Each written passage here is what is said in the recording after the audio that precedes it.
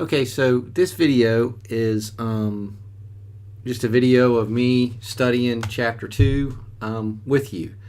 Like I said in the video I made, I'm not really ready. I guess because what I'll do is, like I said, I'll get cleaned up and do this and that, and I just won't study. My classes aren't very straight, are they? So anyway, I guess as I'm looking, like something I highly recommend you do is getting like a planner. So kind of like what I do with mine is I've got like appointments over there. These are they're not necessarily appointments, but that's just kind of the stuff that I'm supposed to do today. And you can kind of see where I've got this blocked right here to do the video here. And then after that, I'm going to practice violin. Then I've got MIS homework and violin. And then I need to, just another note, something I need to kind of return some headphones to Best Buy. Not that that really matters to you. So point is, so I'm getting ready. So I've got that, I've got that in my day. I might use, well, see the way this is set up, it kind of goes, this kind of goes day to day, but I might use this memo side for scratch paper, because I'm going to study and then I'm going to have these thoughts. I'm going to get sidetracked, and then I can go ahead and just put it on. I can just go ahead and put it on that. It might help me. So anyway, so let me get started. Put that kind of under my computer there. So here we go. We're on Chapter 2. Like I said, it started on page 50. So I'm getting started. We talked about how you want to go through and skim the chapter. So what we're going to do, I'm going to skim the chapter, and then like I said, I want you to know all the points of the chapter summary. So I want you to paraphrase pretty much every sentence there. I think that'll really help you. Also, I'm going to ask a couple questions on the sections that are not in, that we're not going to go over, but they are definitely in the chapter summary, and you'll do great if you know if you really know that section. So I'm looking through them on page 50 right now. You can just feel free to just go along with me, and if you do not have your book, this is going to be a very boring video, because this probably is going to take a good 3 hours if you're interested, and then there's really no way to kind of tell when something's going to be important, because you can kind of take me through YouTube and go all the way across the, I guess it would be this way, across the bottom, and nothing's really going to change. I apologize. So, but I think it might help that you kind of got somebody to kind of help keep you focused, and I believe you're going to actually help me stay focused as well. So I'm looking through here. I'm putting on my page Chapter 2, and again it's physical development. So then what I'm going through my head is, wow, physical development. I'm thinking about child, so it's probably, and again the first section says on page 51 says prenatal. So I'm assuming it's probably prenatal to adolescent. So again, as I look here on page 51, I'm seeing prenatal development. I might just write down prenatal. And then again, it says from, probably know this already, but again, from the time from conception to birth would be the prenatal. So conception to birth. And then you'll notice that prenatal development period is in italics. So then I'm going through, and then also too, if you'll notice that the prenatal development is almost like a nice intro section here. So that's kind of a good way to to get ready to see what's going to be involved. And I guess not for my class, but maybe if you don't really have time to study for another class, and you see a setup like this, you might be able to kind of get away with, well,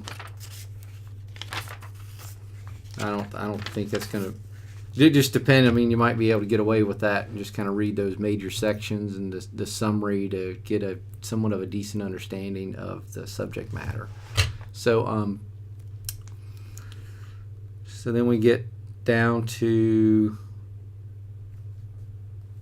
looking at genes and chromosomes. 23. So there's 46. There's another italicized word says human zygote, and it's when the cells form the union of the sperm and the ovum. I guess I normally would say egg, but okay.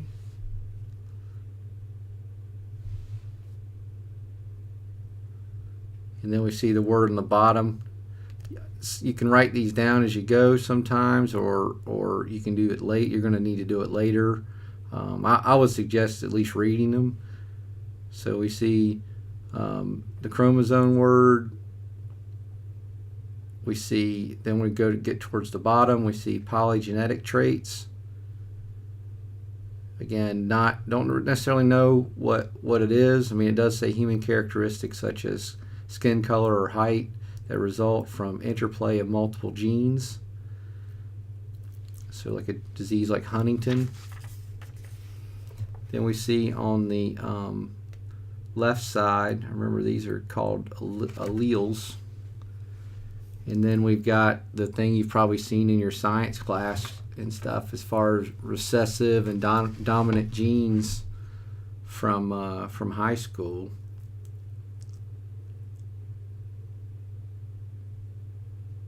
Then we're seeing male.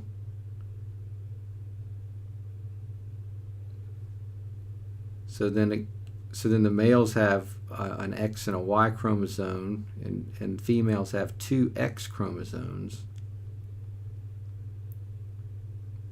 That's how you get the XX and the XY.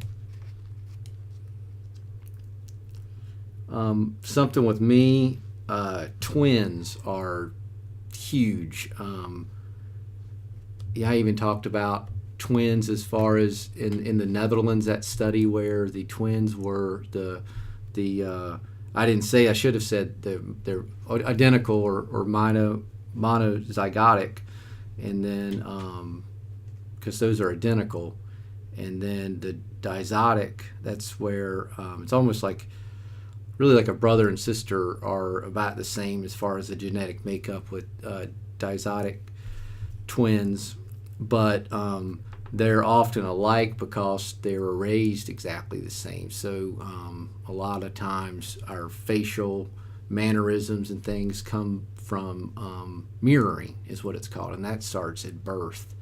So,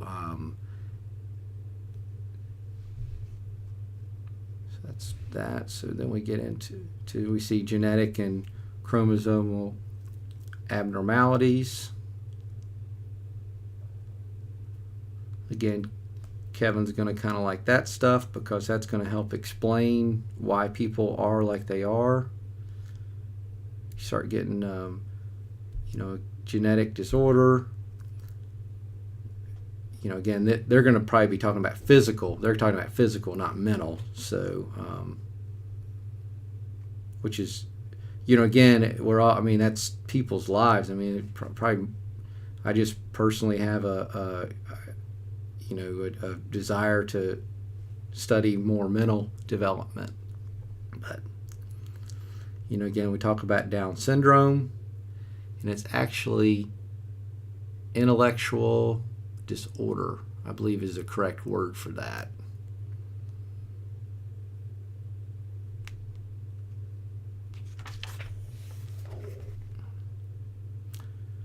And I look at page 54. I'm looking at, again, these different diseases and disorders, cystic fibrosis, again, just all those, muscular dystrophy, Tay-Sachs. And again, you can kind of see, like when you look through here, I know I pointed out muscular dystrophy because a friend of mine, we used to work together, has this. Again, it kind of shows you how, again, if you were teaching the class, I mean, what would you have picked? I mean, granted, I mean, how are you going to know that I have a friend with that? But maybe through a lecture or something like that.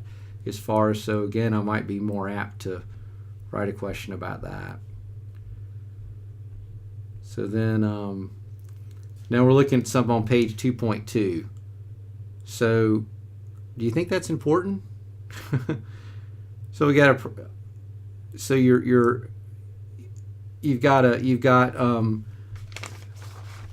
think about this. You're a counselor and you've got a lady's thinking about having kids and she's not sure. I'm just she wants to wait. I mean, you may just want to say and or let them kind of figure. Just get you're there to give them information. They make the choices.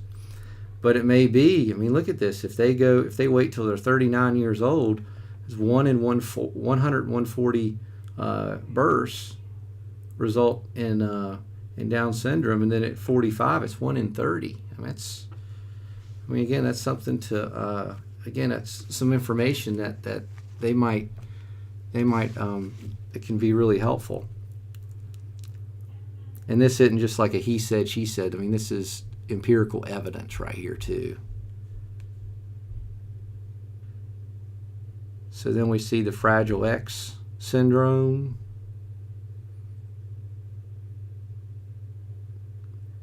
And I believe that's something that they can actually test.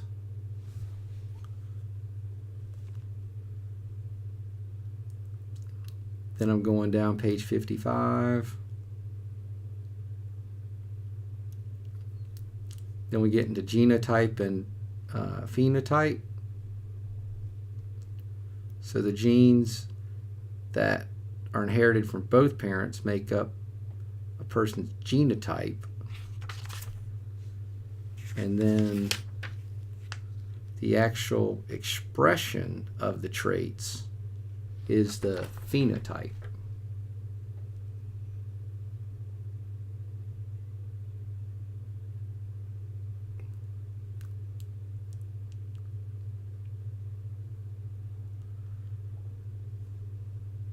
So I'm sorry, so then we're turning to page, phenotype again, as you know, is on page 56.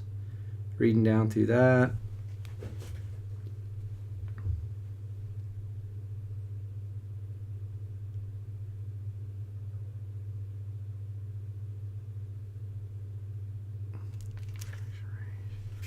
So then we've got on the following page, page 57,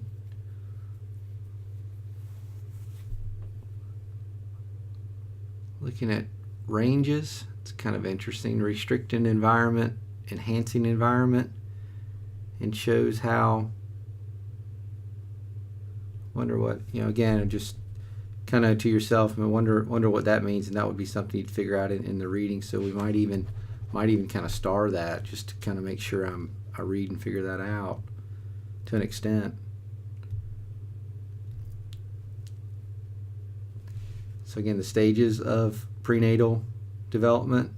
So 38 weeks is the average period. Again, got a highlighted word, mitosis.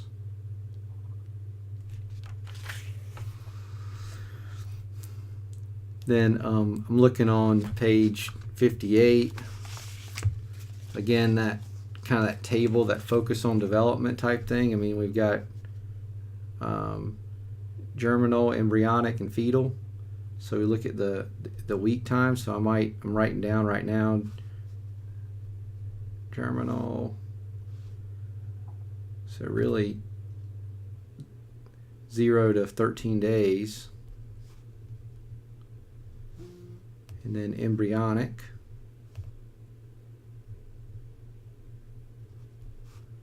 That's 2 to 8 weeks. And kind of our fetal.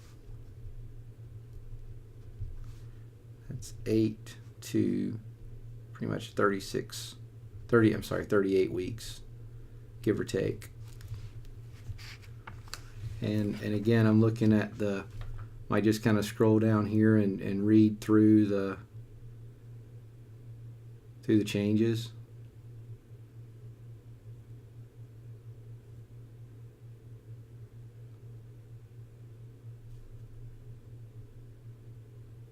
Again, so just pro-choice, pro-life. Those are your thoughts and opinions, but whatever you're feeling, it is interesting to know that 3 to 4 weeks, heart begins to beat. That might be something that would just harden that word. Again, would be would probably be a good quiz question, because that's something that okay.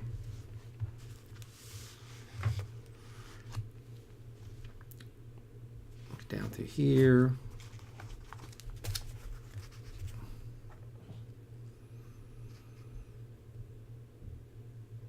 Now we've got now going to page 59. In the middle, environmental effects of prenatal development. Again, of course, with my background, obviously you would want to look for fetal alcohol syndrome or something like that, anything that has to do with drugs or alcohol, just because of my job or whatever. That's something that you may want to, you'd want to pay attention, make sure you would want to know that section.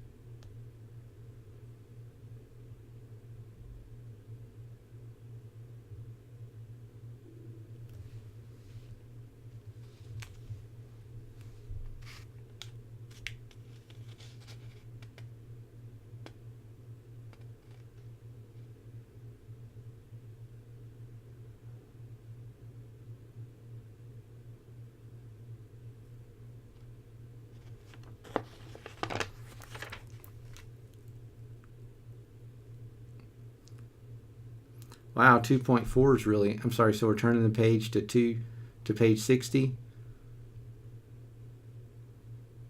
This is a really neat table. It gives the different things that drugs cause. I can just tell you at the bottom, Valium is pretty much like alcohol in a pill. So it's got cleft palate and lip.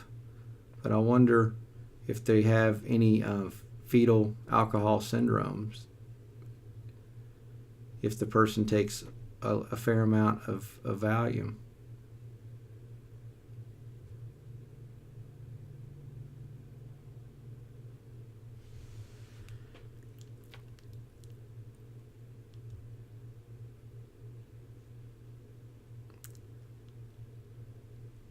So then, of course, too, anything with AIDS, I think, is an important thing that you need to be, aware of with the facts. So there's, again, preventing AIDS in infants. I think something would be good, especially for the teachers and, of course, the counselors or, and just, the people with different careers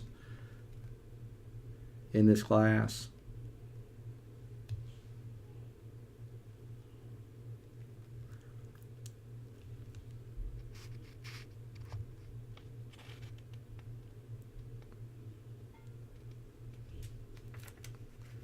And then, so then, of course, we move over to just below that age section, talks about high-risk infants. I'm turning the page. Low birth weight. Pretty sure that South Carolina's got one of the lowest birth rates from a class I had. Again, this stuff is really important to know. Say you have a couple's baby dies, might need a counselor. So sometimes when you're doing counseling, you want to normalize things. So you don't just come there and say the facts are this, but in a way you want to know that how many ever deaths per 100 or something like that. And again, what you're trying to do in that, you're just trying to let the person know they're not alone. Right now, when something like that happens, most people feel like they're the only ones, and they don't have anyone to talk to, and that's where you can help them know that it does happen.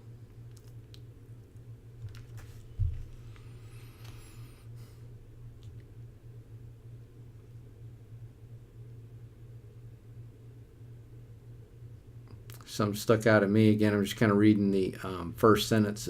I'm looking at page 63. As a nation, we spend about $15 billion a year on neonatal intensive care. It's a lot of money.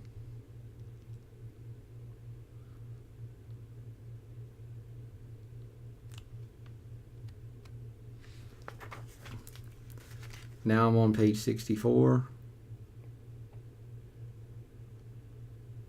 Looking at the focus on teaching.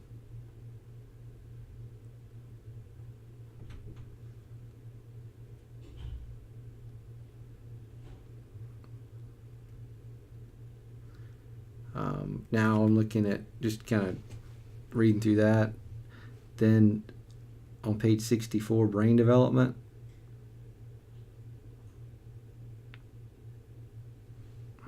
Again, I love brain development, by the way. So the humans are 8 times as brainy as the average mammal living today, and just a lot of that's just because we use it. It's kind of a use it or lose it type thing to an extent, and then it's just how we've over the years have developed that more and more. So again, there you got your. So then we look over to the other side. We see neurons. Then we've got these synapses, and that's where you get the highs and the lows, that type thing. Then we look at that figure. You can see the frontal lobe, corpus callosum. In the middle, kind of splits the. It's the thing that helps bring things together. The right and the left side, and the right and left side have different things. I'm sure there's going to be probably look for a question on brain lateralization. That's how the brain, where the right and the left talk to each other.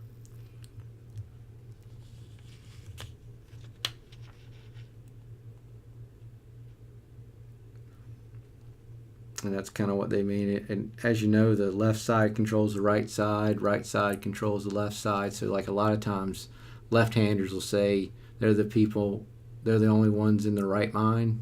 So left hand, right. It's actually the opposite when I'm on the video, but yeah, I think you get what I mean.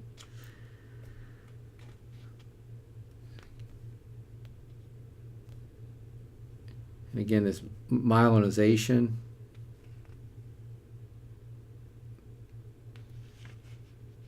Oh yeah, then again, there's a word here that's that is in italicized, pruning, which is loss of synapses.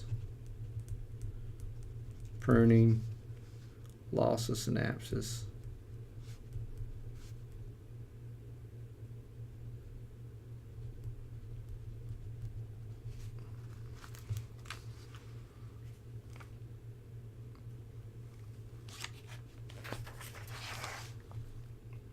So again, this is pretty important too. We can look at the teen brain.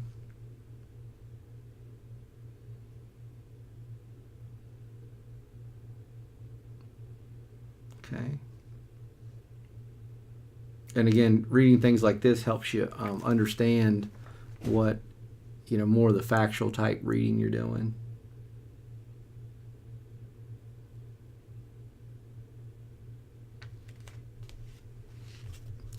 In page 69, we've got brain development and experience.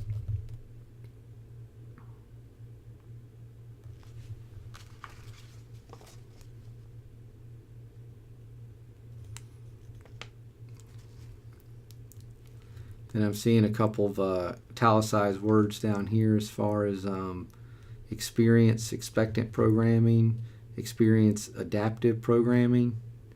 Then also another thing I mentioned as far as when things are cited. So again, you can kind of see the citation, which is kind of a quote in the middle of page 69 there, because it, as far as like I guess it's pretty much written APA, but again, you've got this group, Greenoff, Black, and Wallace. So just kind of things like that are things to pay attention to.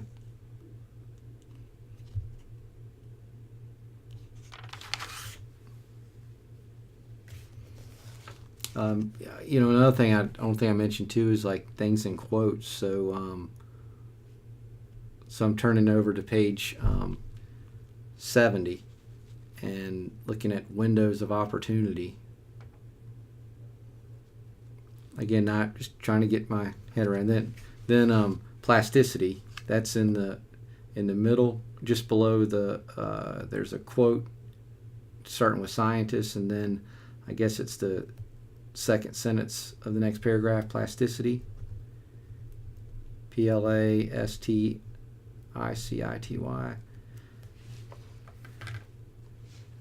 So again, that's how the brain changes. So sometimes when there's brain damage, it can actually the brain can actually heal itself. And then also too, like that's how people change. They actually change when they change, personalities or that type thing. Their brain is actually changing. Believe it or not.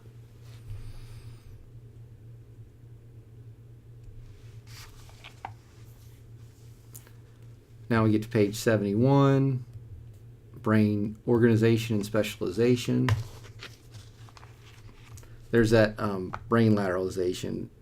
As far as the two, it says, and it's highlighted in the middle there, two hemispheres.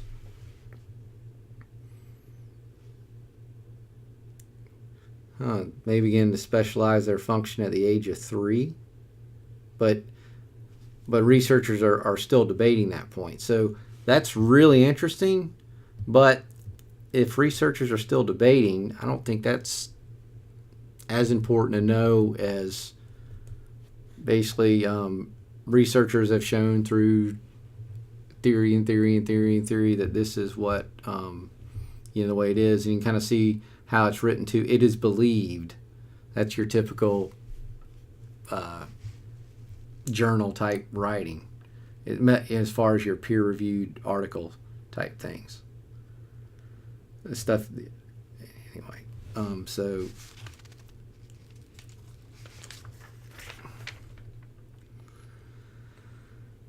and then on page 72, got dyslexia and developmental dicolica. I don't never proclaim to know everything. So then the next one, you can see these blue headings with the on page 72, like right there. Those are, that's like the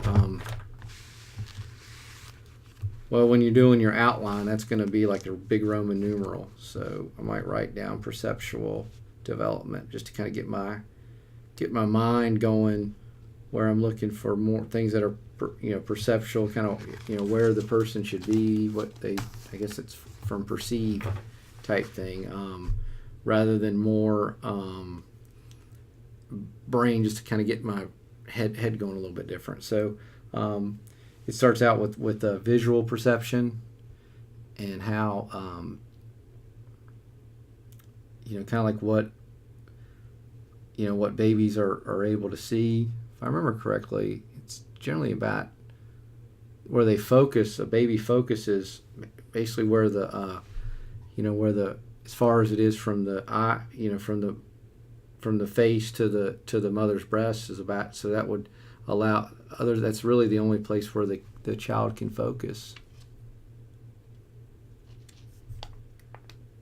But another word, one of my favorite words, get it? habituation. So that is that's just, or like if you, like for instance, there's kind of a fan sound outside my door. Now I hear it now, but after a while I don't hear it. Things like trains, people that can sleep through a train that comes through, 3 times a night, they habituate and they get used to it.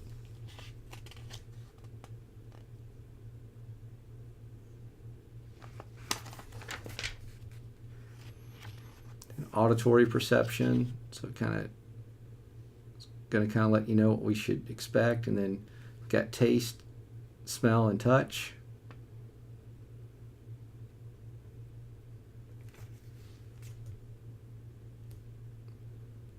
Now, something that we'll talk about too, I don't know how much they're going to cover it, but attachment. That's really, really big in psychology.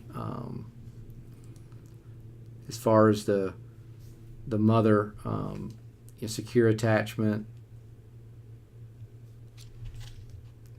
A lady named Ainsworth did a lot of work for that. Really didn't get a lot of credit, shamefully, because it was in the earlier days, and it's just terrible rules. Just because she was a lady, she didn't get the credit she probably did, she deserved. So now we're on page 76 with specific learning disabilities.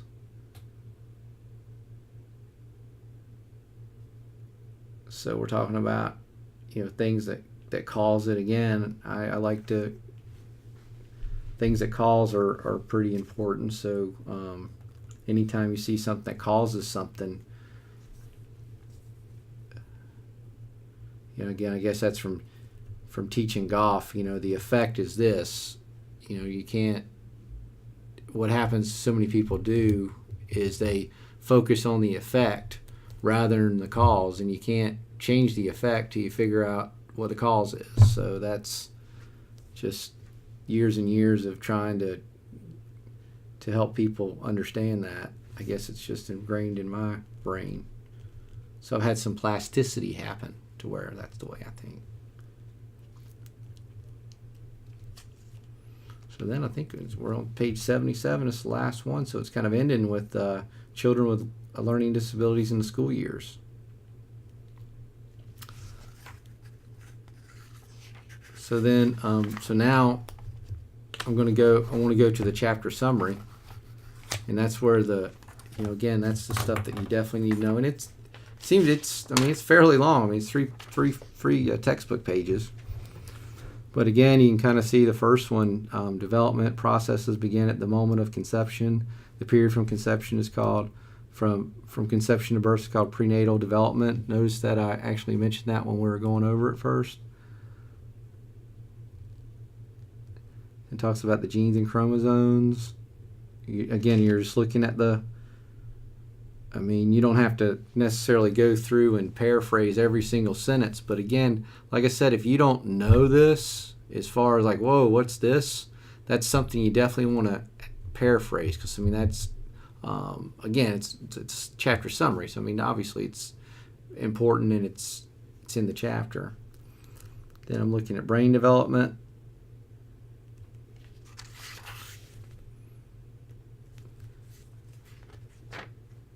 And then just as far as what we talked about, as far as, I think it started with motor development. Didn't go over motor development. So again, what I would do, I'm reading this bullet point here. Motor development involves children's increasingly ability to move and control their body movements. Now, newborns' movements are mainly due to innate reflexes, such as sucking, choking, and grasping. Gross motor skills that involve the movement of the head, body, legs, and arms develop first. Fine motor skills develop in the preschool years. Gender differences in gross and fine motor skills are evident in childhood due to differences in socialization experiences.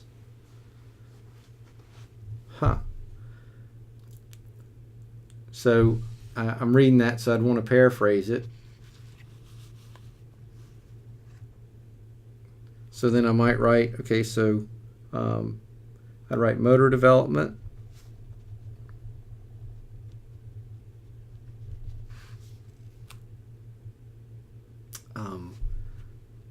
That involves motor development is how you control your body.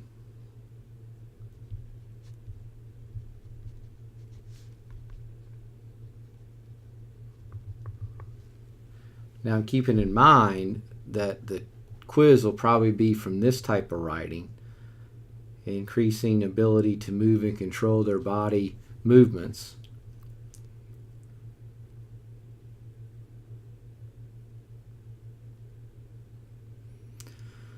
So then it's kind of here to be something that might be. So which is developed first? So I'd say, so I got this motor development. So I might write gross motor skills first.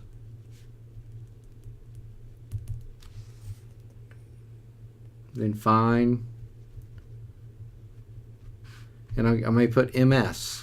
And up here I'm going to put MS means motor skills.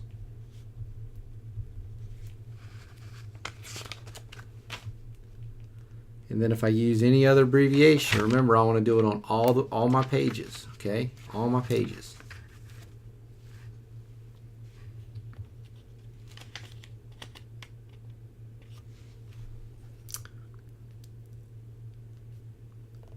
And then the gender differences.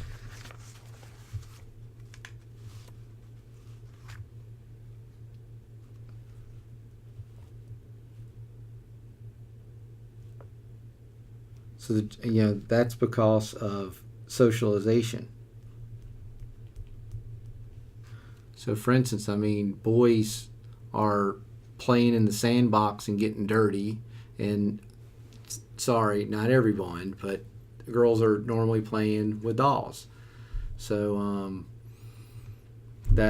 so a lot of times the kids running and playing football or tackling or whatever, and the girl's supposed to keep her dress clean or something. Again, it's just talking in general. Like I said before, sometimes I can say things. I'm trying to be politically correct right now, but a lot of times it's fact. I mean, 80% of the time, girls or more are trained to be girls, and then boys will be boys type thing. So forgive me if I sound too direct on some of the things that I say in the future. So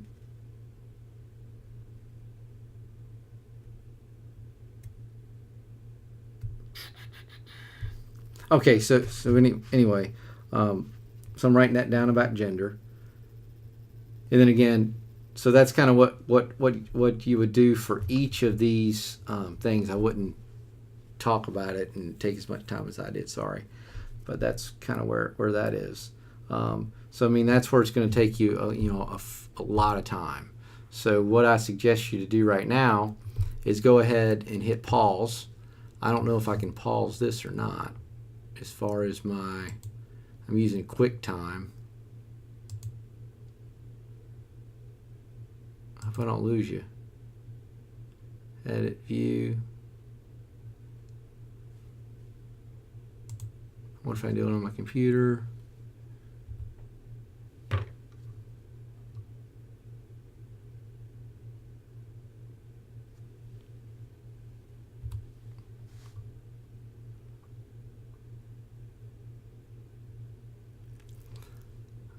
I guess I just figured out that I can hit pause.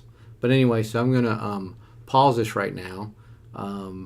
It might be a good time for you to take a break, and then what I would suggest you do is go ahead and do what I said as far as making those notes. It's going to take a while, but I think it'll really help you.